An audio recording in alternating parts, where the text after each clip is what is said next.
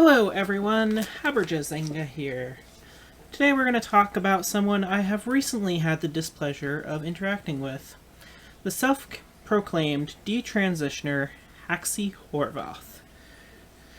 Hacsi claims to have been on hormones for 13 years, and that when he finally took himself off them, he realized that the hormones were brainwashing him to be like a girl. Yes, we are already in conspiracy theory territory, with just his origin story. Get your tinfoil hats on, kids. This is a crazy one.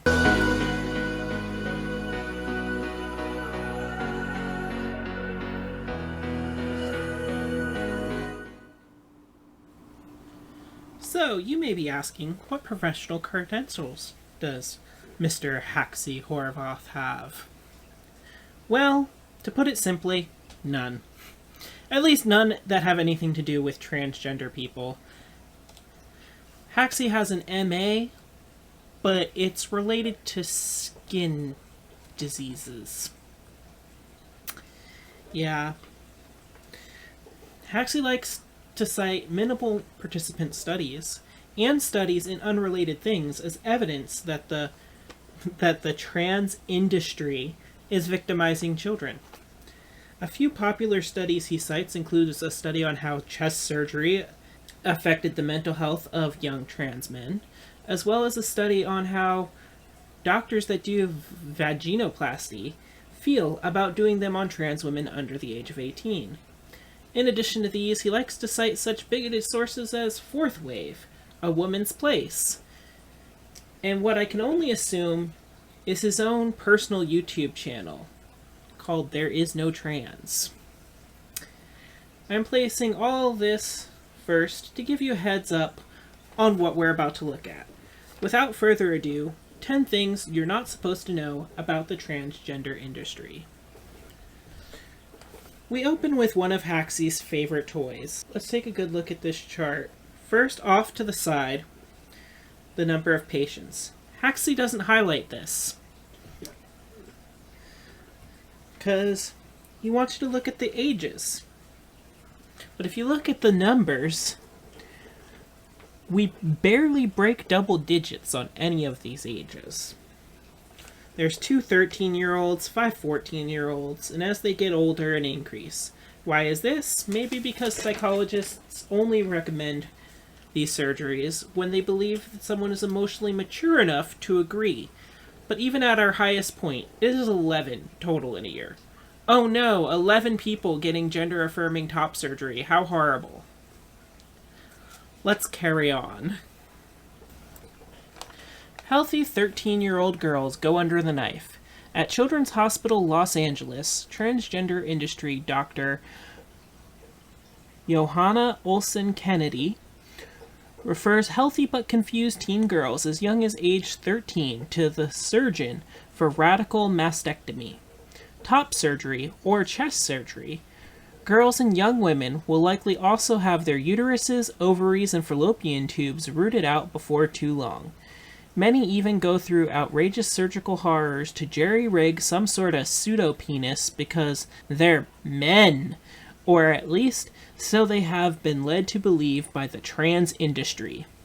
And what about the women? In the United States, boys who think they're really girls can get their genitals defleshed and inverted to become a pseudo-vagina when they are as young as 16.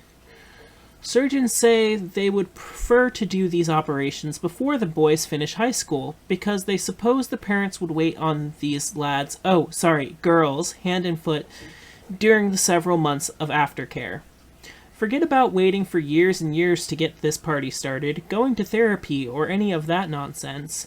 Many gender clinics in the USA go by the informed consent model, which means it's really on demand. Health insurers now scramble to cover the greatest variety of unnecessary surgical procedures for teens and adults with minor mental illness of dysphoria.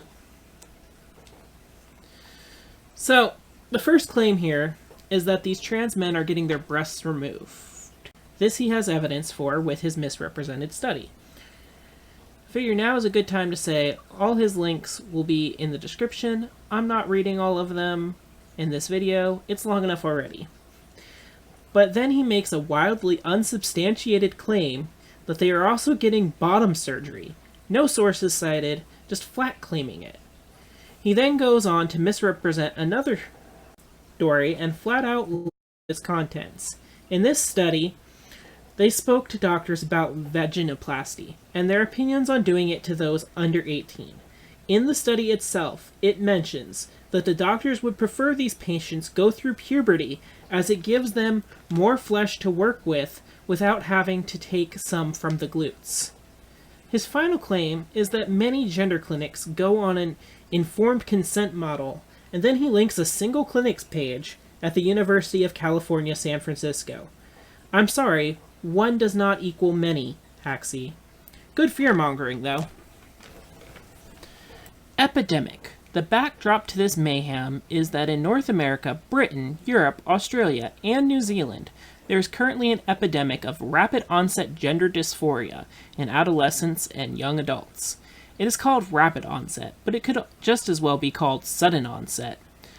Young people, primarily young women, are suddenly declaring themselves trans and demanding to transition, despite never previously having shown any confusion about their sex.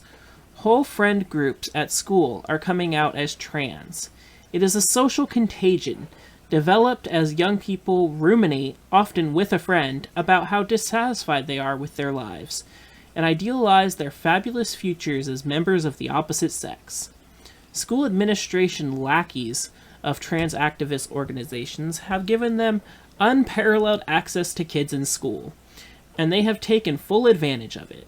The situation in the United Kingdom is much the same.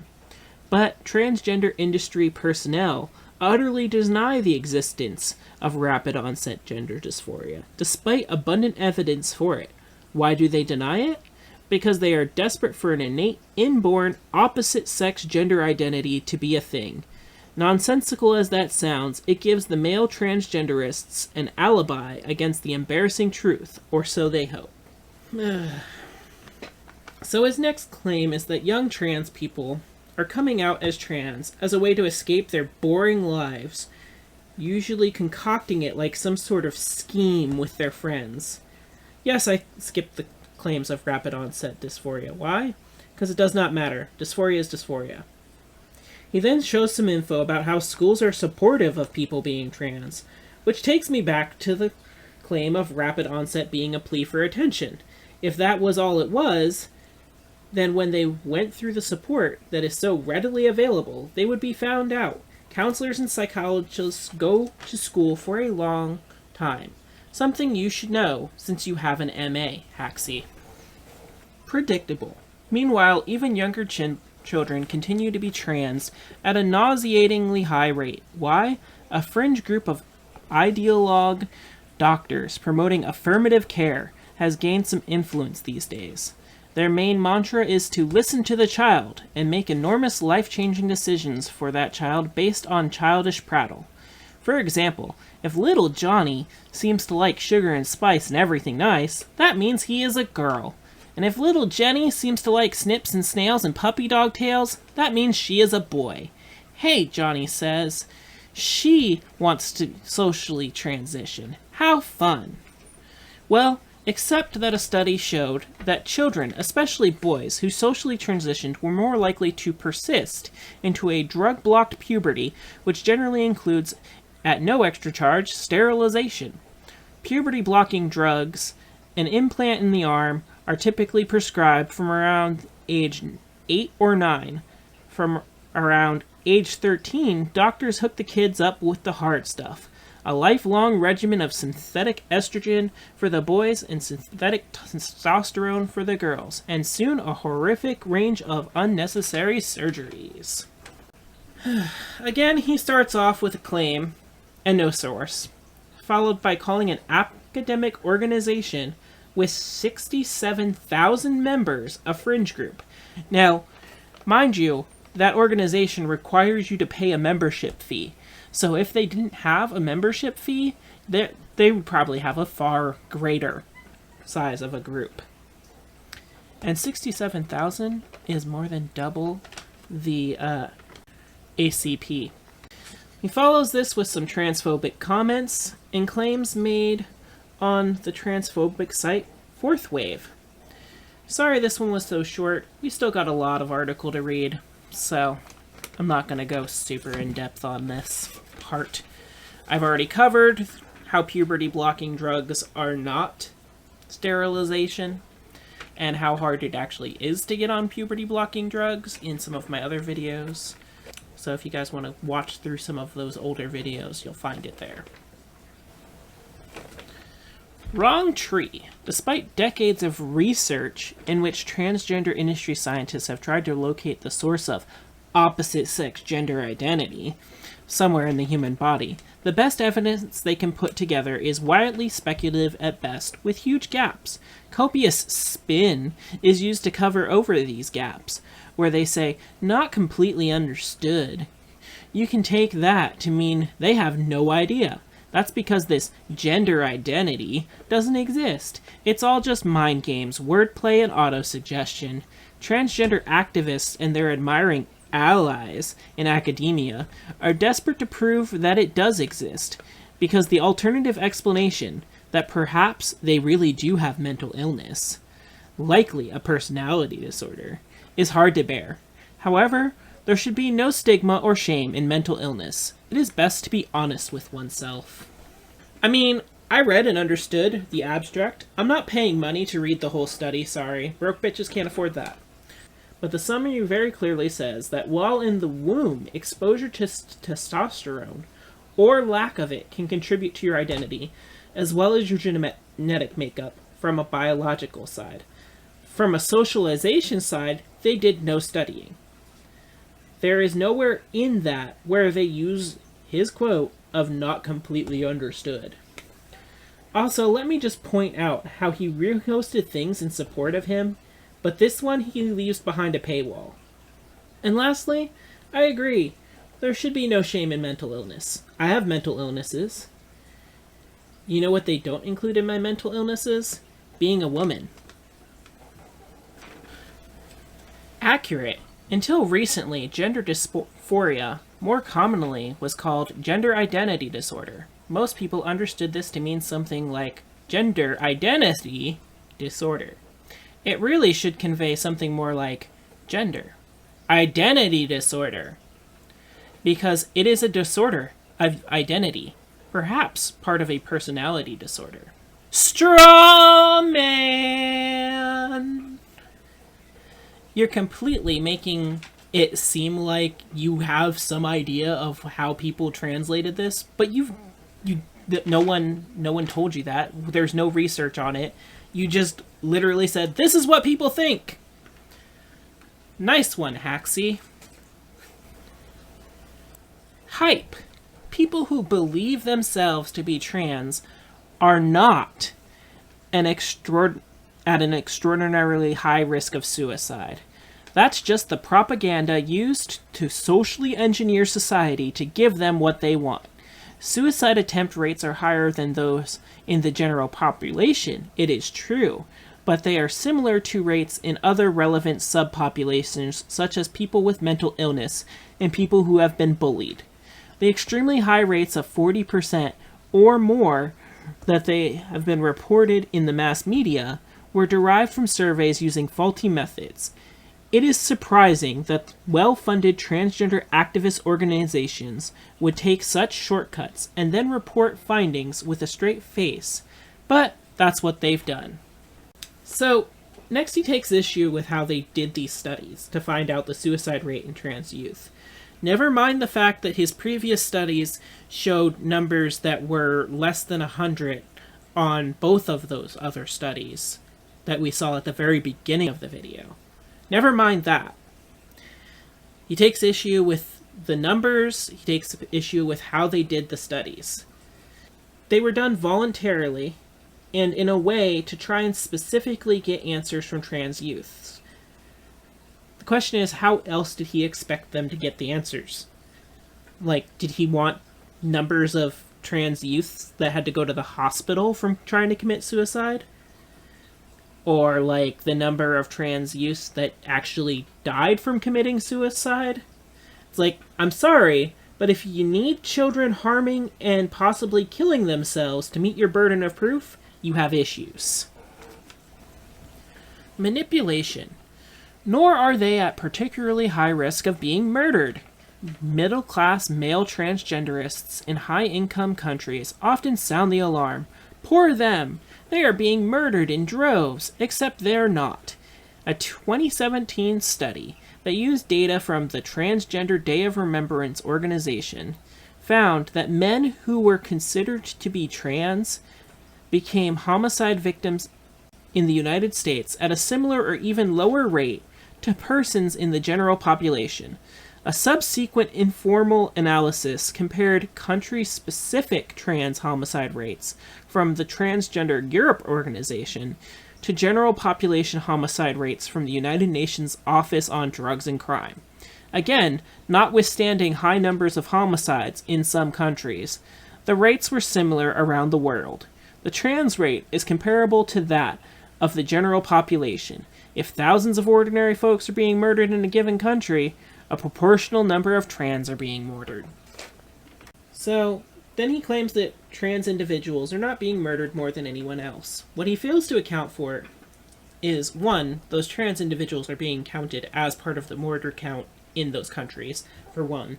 And for two, he fails to account for the fact that trans individuals are being murdered solely because they are trans in a lot of trans murder cases. If he was comparing it to hate crimes in general, then maybe I'd give him a little more leeway, but he wasn't. It also doesn't account for countries where they are legally murdered.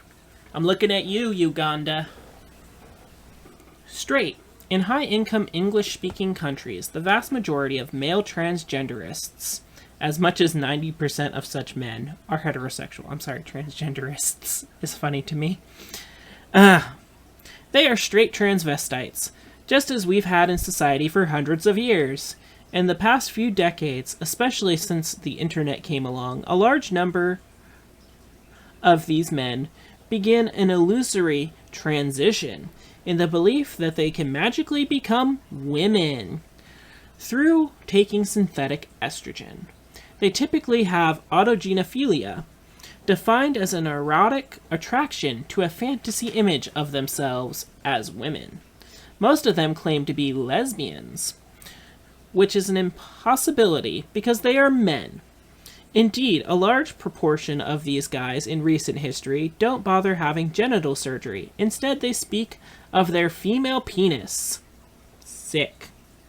Even so, they aggressively pursue lesbians. When women reject them, they condemn the women as bigots. If they go on dates with other men, transphobic rhetoric not worth my time. I will say again, mental health professionals know a lot. Dangerous. It is not true that men claiming to be women are perfectly safe, nice ladies in the presence of real women, in sex-specific restrooms, locker rooms, etc. There are numerous examples of male trans violence, voyeurism, and other crimes in these and other settings.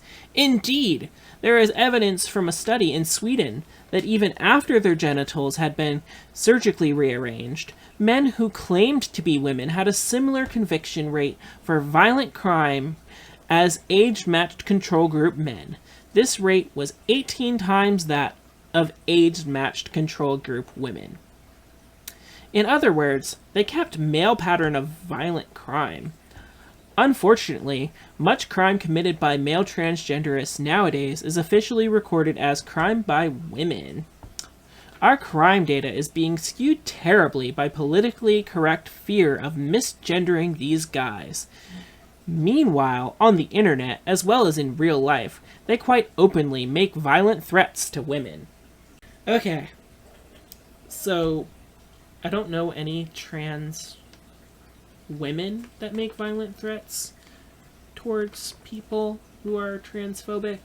I have encountered trans men who do, though, which is interesting to me, since he is claiming that trans women are now being lumped in for women crime stats. Does that not also hold true for trans men? Anyway, I'm going to do some hypothetical whataboutism. He claims that trans women are violent with cis women lesbians because they are actually men.